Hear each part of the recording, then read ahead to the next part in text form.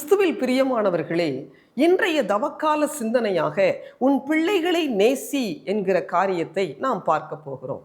திருப்பாடல் 127:4 சொல்லுகிறது, பிள்ளைகள் ஆண்டவர் அருளும் செல்வம், மக்கட்பேறு அவர் அளிக்கும் பரிசு. பாருங்க, கடவுள் தரக்கூடிய செல்வம், ஆண்டவர் தரக்கூடிய பொக்கிஷமாக நம்முடைய பிள்ளைகள் இருக்கிறார்கள். அந்த பிள்ளைகளை நாம் எப்படி நடத்த வேண்டும்?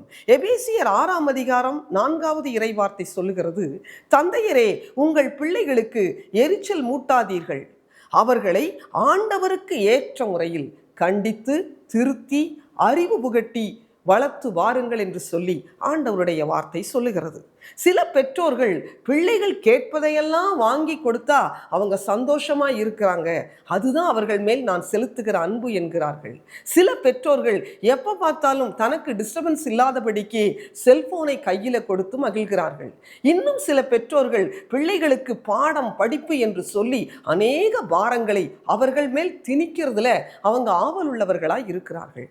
ஆனால் ஆண்டவருடைய வார்த்தை சொல்லுகிறபடி பெற்றோர்கள் பிள்ளைகளை ஆண்டவருக்கு ஏற்ற பயத்தில் வளர்க்க வேண்டும், செபிக்க கற்றுக் கொடுக்க வேண்டும், இறை வார்த்தையை சிறு வயதிலே சொல்லிக் கொடுக்க வேண்டும்.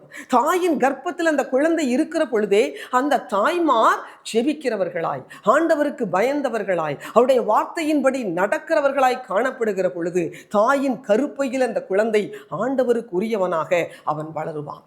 எல்லாவற்றுக்கும் மேலாக பெற்றோராகிய நம்முடைய வாழ்க்கை நம் பிள்ளைகளுக்கு முன்பதாக சாட்சியுள்ளதாக இருக்க வேண்டும். தாயும் தகப்பனும் அதிகாலையில் எழுந்து ஜெபித்து ஆண்டவருடைய வசனத்தை தியானித்து ஆண்டவருடைய கட்டளைகளை கடைபிடித்து நடக்கிற பொழுது நம்ம பிள்ளைகளுக்கு முன்பதாக நம்முடைய வாழ்க்கை ஒரு சாட்சியுள்ளதாய் இருக்கும். பிரியமானவர்களே, பாருங்க, வாலிப மக்களை எப்படி ஆண்டவருக்குள் நடத்துவது? தோளுக்கு மேல் வளர்ந்தால் தோழன் என்கிறோம் அல்லவா?